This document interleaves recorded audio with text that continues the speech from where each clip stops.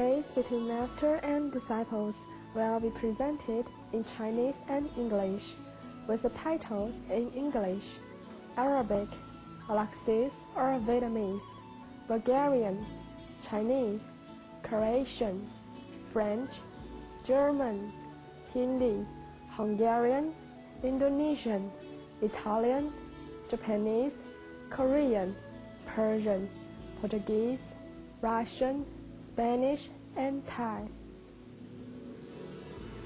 Formosa 是一个小岛，但是遍布大自然的神奇美景，自北边到南边。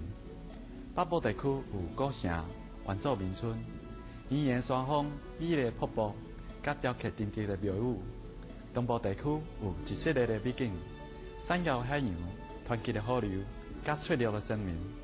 南部是本岛著名的文化中心，甲即马永远保存着真济早期移民中出伫遮的习俗。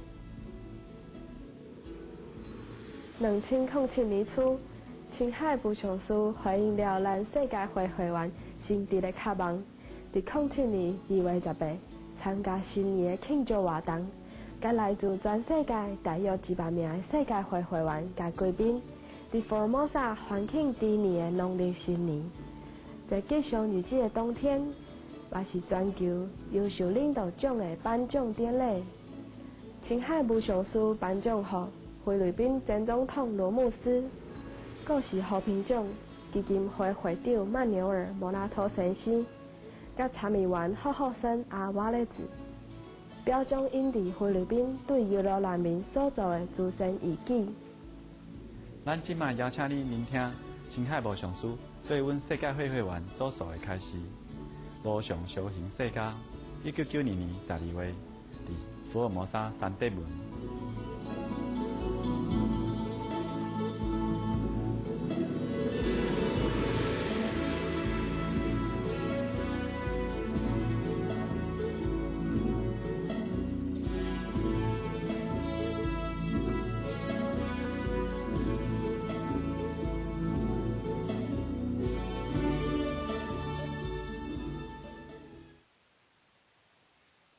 What I'm worried about is, it's not really worry because it's happening all the time. I mean, through the ages that masters come and go.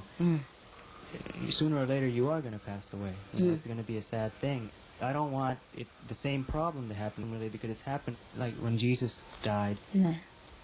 Today we have all these misconceptions. Yes. And right. after you pass away, we're still going to have all these misconceptions. Again, but can't help it. But if we can not focus so much on you, but focus on each other and love each other, and share wisdom with each other without trying to teach each other. If you can, you do it. I was wondering if that's possible. I know about the devotion to the teacher, and when that devotion is there, you follow the teacher too. Yes. And can you get in a mindset where you're so devoted to the teacher that you get in that mindset of being the disciple and are not able to follow the teacher? Is that possible? Like sometimes I feel like I'm meditating, but I'm not meditating. It's like I just can't get through that boundary. What boundary? Well, of the mind. Now, of course, you have the master inside because you don't realize it. So through this devotion, you will realize it. After all, that you are the master. And you and the master are no difference. Because all the quality of the master gradually, by and by, will transmit to you through your thinking of the master.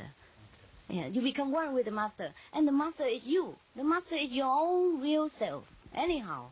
So you don't lose anything, and you don't go out of yourself, and you don't worship an outward person, but you worship your own self, and you find your own self through the master, because your master is your own self, after all. But because now you don't realize it, so you just have to think of the master, because you cannot help it.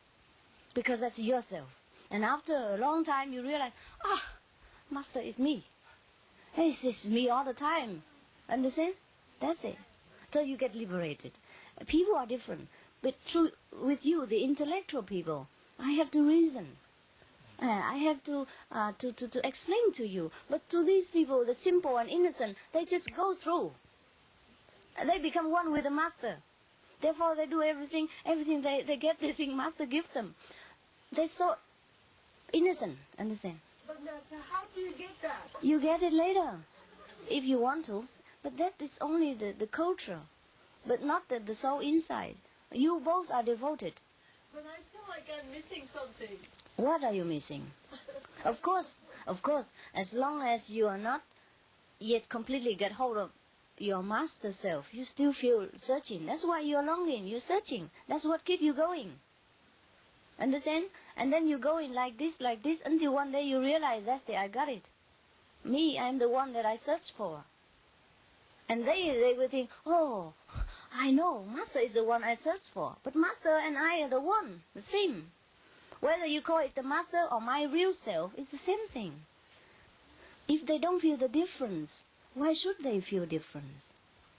If they feel they are happy that I represent their soul, you understand? And they lost themselves completely in me, that they don't feel any difference. If I wear the beautiful dress, they think just like they're wearing beautiful dress. They're happy for me just like I'm happy. Just because you're a silent type, you understand? You're silent. Your love is not so noisy. Hurrah, I love Master. I want to see you beautiful and all that. That's their way of life. Your way cannot be the same. God created everyone different, and it's okay to be different. You're all right. You don't have to have the same experience with him. What for? Because I know you came from different background, different culture, and yet you are so sincere and pure. You deserve it. You are God, reincarnated. Understand?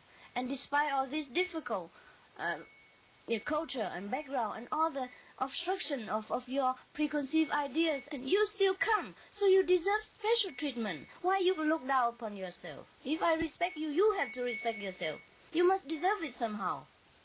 It may be your good karma, maybe your merit, huh? May God's will, okay? Accept whatever comes. I'm happy that you talk your heart out. And if any more obstruction, please let me know. If even you're not satisfied with my answer, you tell me. Because it's very seldom that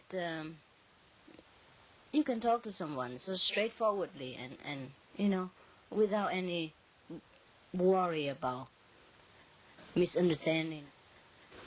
Well, I've had a question for a while. I don't quite understand, like, the three, the omniscience, omnipotence, and The Trinity? yeah, the omnipresent, omnipotence, and omniscience, like all-knowing, all-seeing. Yes. I don't quite get how that works with happened. us. Yeah. Because we are originally together. We are never separated. Mm-hmm. Once you get over that conception, you're one with everybody, as you originally are. That's why you're omnipresent. I told you already. It's like the rooms. Mm-hmm. Here the caves is through and through. But if somebody put berry in between, then the caves look like a different rooms. Actually, it hasn't been like that. Understand? All you have to do is break through the walls, and the cave became original again. And our conception, our concepts, you know, are just like walls, even though it's invisible, but it's very solid. It binds us all the time. That's why we feel separation. That is the ego, the I, the thinking that I am the one individually, different from her, from him. But the Master is the one who still have that, but who knows another idea. Who knows that in spite of all this individual separation, we are one with each other. But know that not by intellectual reasoning, but know by direct perception.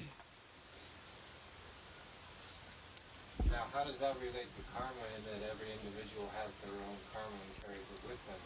And how do the two separate or mix? Yes, it is because they accept the karma. It is because they accept that whatever they do is their responsibility. They accept that they have their own individuality and take responsibility for everything happen. And they cling to the success and the failure of their action. And they want to have success again. They want to continue this kind of succession, of this kind of action. And this wanting, this desire, keep them bound and transmigrate. But does the action immediately affect the one, or as a positive or a negative karma, does it affect the one life of all beings, or does it just affect that the individual? Mm-hmm. It depends. It depends, huh? Like you, in not power, then affect yourself or your immediate. coordinates. Huh? Most of the people cannot get out of the concept of the I that do things. Understand? Hold on to this ego, to this I, to his individual existence. Therefore, he cannot help to feel guilty. He cannot help to think that he has to punish himself for whatever he does. The mind is used to thinking that way. Thinking, I do bad, I get a bad result. If I do good, I have a good result. Understand? Mm-hmm. So if you do something and you realize what you are doing is to the one life of all, then you're not actually building or collecting karma. You're simply living and affecting the whole. Is that? You should not think right? anything at all. Actually, when you still think, then you're still in trouble.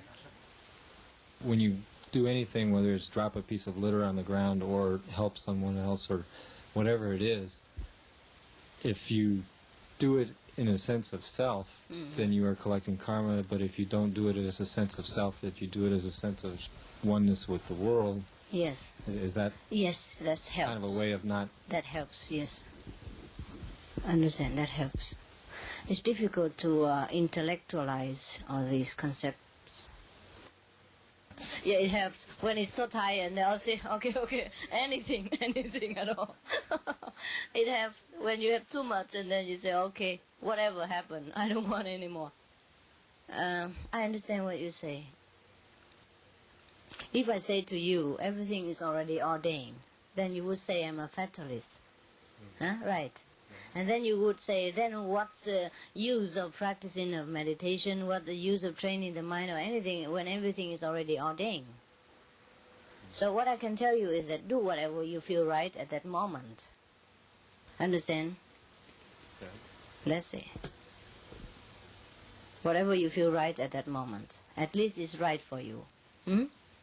At that moment. One moment to the next. Don't worry too much. At least you have some feeling. Yes. Well, what else can you do? Well, then you cannot do anything. You don't have to. If you don't feel anything, you don't do. If you're not feeling hungry, then you don't eat. If you feel hungry, then eat. That's the most natural way.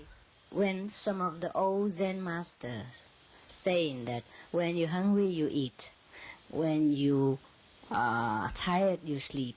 It doesn't mean only these two actions. But what he meant is that just react naturally to what the moment required.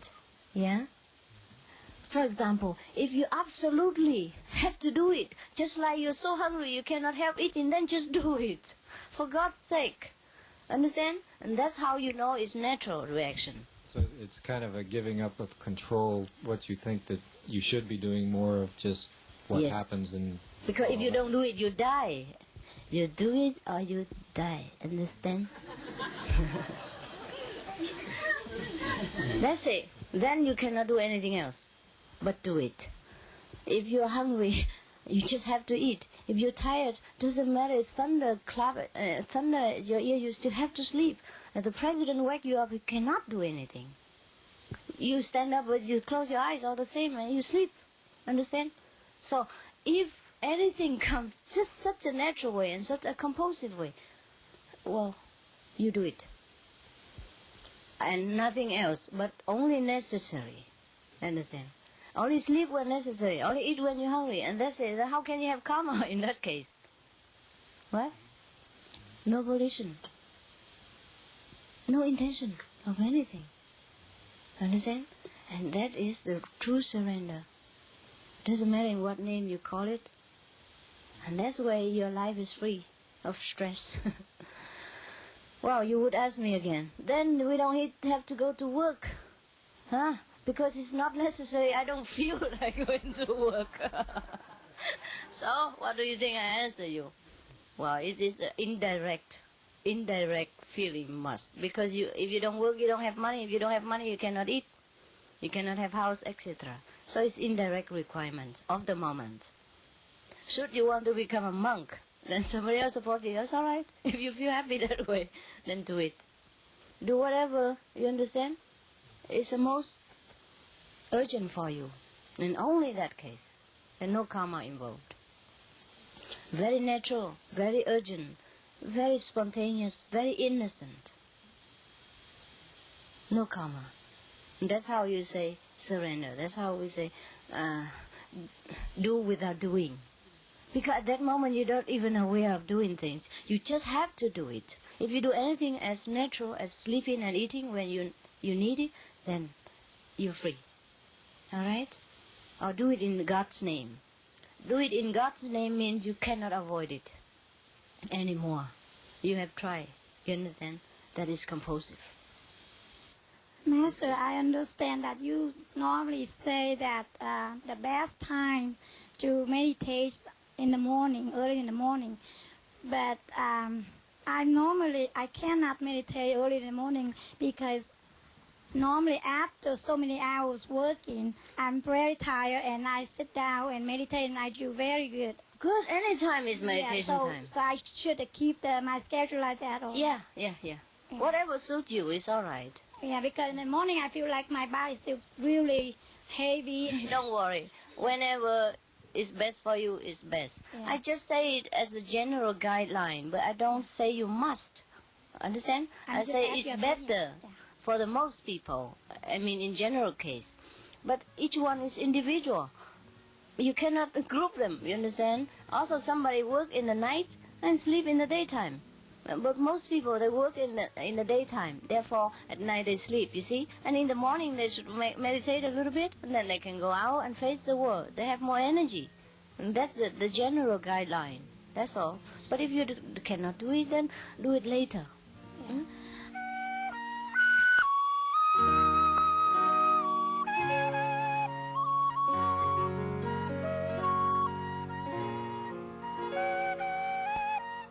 感谢您观赏今日师徒之间节目，后礼拜请继续收看《无上修行世界》完结篇。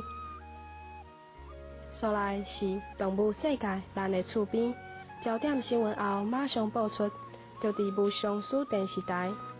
愿上天的智慧甲爱，互你的生活多彩多姿。Thank you for your calming presence on today's Between Master and Disciples. Please join us again next week for Part 6 of the Supreme Spiritual Ancestry. Up next is Animal World, our co-inhabitants, right at Not World News on Supreme Master Television. May your life be brightly colored by the wisdom and love from heaven.